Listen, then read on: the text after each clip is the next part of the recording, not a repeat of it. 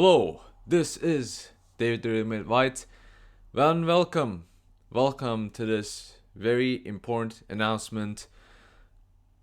This is me announcing the new video series Refuting Oriental Orthodoxy. Now, this has been a plan of mine for months. Everyone has been asking me to do something. Everyone has been asking me for it.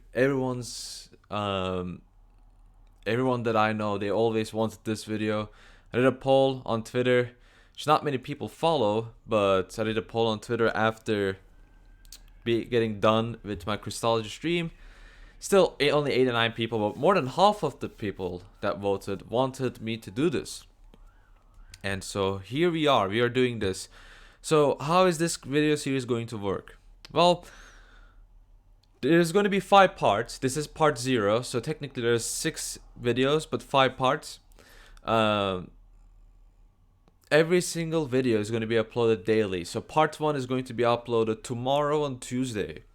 So on Tuesday we're going to be uploading part 1, and then we're going to be uploading them daily. So part 1 Tuesday, part 2 Wednesday, part 3 Thursday, part 4 Friday.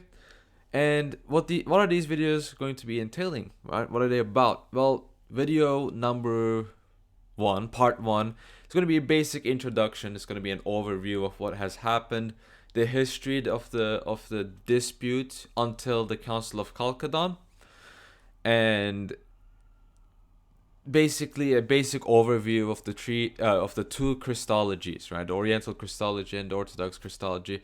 Part 2 is going to be defending the Council of Chalcedon. This defense is going to be based on the arguments used by Oriental saints. So we will be using their arguments as a basis, and we're going to be see if their anathemas hold up or if they're completely wrong. Part 3 is going to be a book review, kind of Leontius of Jerusalem's Against the Monophysites. But the main idea behind part 3 is showing that the Diophysite formula in theology was in the Church Fathers. So that's what we're going to be doing. And part 4, this is the most important part. Part 4 is going to be a stream with Jay Dyer from Jay's Analysis on the theology of Oriental Orthodoxy. We're going to be focusing on the theology of Severus of Antioch. We're going to be looking into the Christology of Philoxenus of Mabog, Jacob of Surik, and other characters in the Christological debate. This one's really going to be very important because this is going to be really the only time, I think, the only instance of Orthodox online like really focusing and steel manning and trying to understand, not trying to, but understanding the theology and still nevertheless knocking it down. That's what we're going to be doing with Jay. So that's going to be the most important. Part 5 is going to be an abridged version of all of the previous videos. It's going to be something like top 10 reasons why I'm not Oriental Orthodox, and it's just going to list the basic reasons why what's wrong, right? It's going to be like a shortened edition of all the video series. I don't plan on making it too long. So why am I doing this? Well, my main reason is every time you're looking into this argument, there's literally no sources. There's nothing online. There's nothing to find. There's nothing to really understand. So this leads people to 2 conclusions. One is it's the basic, like, really bad arguments, like, oh, they believe that Christ is one essence, like these kinds of like really bad arguments. They don't have any substance. They don't understand at all what their theology is. And the other argument is, it's just terminology. We actually believe in the same thing. So the way I came to know about these things really is through extensive research. What baited me into doing research, I will say, is months ago, like last summer, right? Yeah, last summer. And even a bit before last summer, I started to find out these Oriental arguments. Rabid Oriental apologists will just come out of the woodwork and just say these things. And a lot of their arguments really convinced me. I was shocked. I felt like, this seems to be, maybe I'm wrong. Maybe it is Oriental Orthodoxy that's correct. And to me, it seemed very convenient because I have family friends that are Syriac. They're part of the Oriental community. They're part of the Syriac church. So to me, it will be pretty convenient, personally speaking.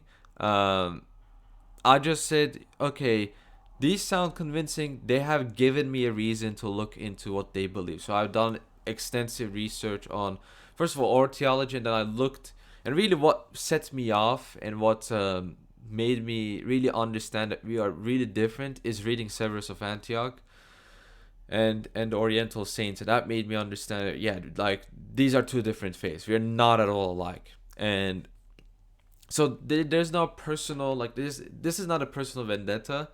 If this was personal, I will be an ecumenist, right? If this was personally, I will be an ecumenist. I have close family friends that they're Syriac.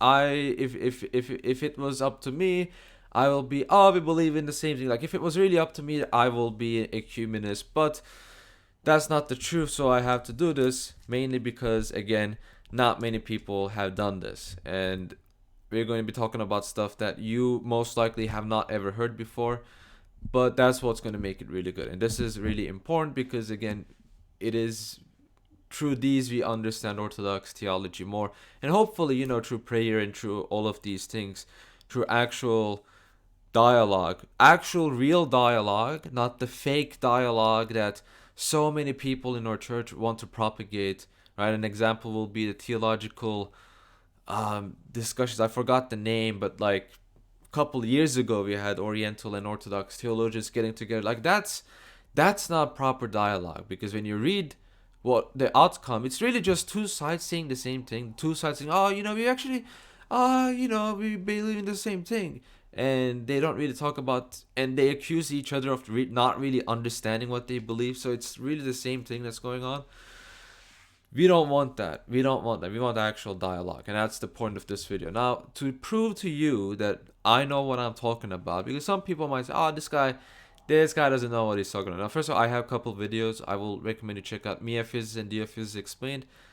But also, I will recommend you check out the debate review I did between Joseph Sweden and Severin Zella. The debate review I will recommend you to check out.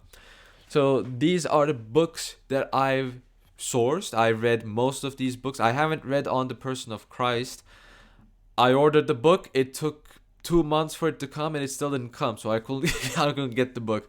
But I read St. Cyril of Alexandria, The Christological Controversy. It's a very important book. I think it's a must-read if you want to understand these Christological debates. Even though the book really isn't about Oriental Orthodoxy, it's still very important. I have read some of the Acts of Council of Chalcedon. It's a huge book. It's very difficult to read. I have read God, History, Dialectic by Joseph Farrell. I have read some of the letters of St. Cyril.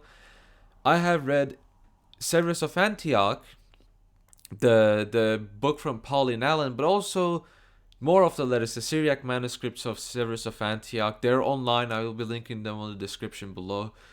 The three Monophysite Christologies, Severus of Antioch, Philoxenus of Mabach, and Jacob of Sarug. This is a very important and crucial book. I have read this. It was a very good book. Leontius of Jerusalem's Against the Monophysites. Part 3 is based on this book, so obviously I have read it. And Theodore Tosiris Eranistes kind of seems out of place for some people, but it's actually very relevant. Just like the study in the history and canons of the church, Theodore Tosiris' book is very relevant in these discussions, actually. And once you tune into part 2, you will fully understand why it's very relevant. So I have read all of that stuff. I know what I'm talking about. I read Severus firsthand. I have read St. Cyril firsthand. I know what's going on. And I read it so you don't have to read it. But that will pretty much conclude. And one thing I want to add is, again, we have to try to do real dialogue. Just because we try to argue against a position doesn't mean that we hate people or that we want those people to die and go to hell. We don't want that. We don't want that to happen. This is precisely why we're doing this, because we want them to come to the one true church. There is no multiple churches heresy. There is no such a thing. There's only one true church.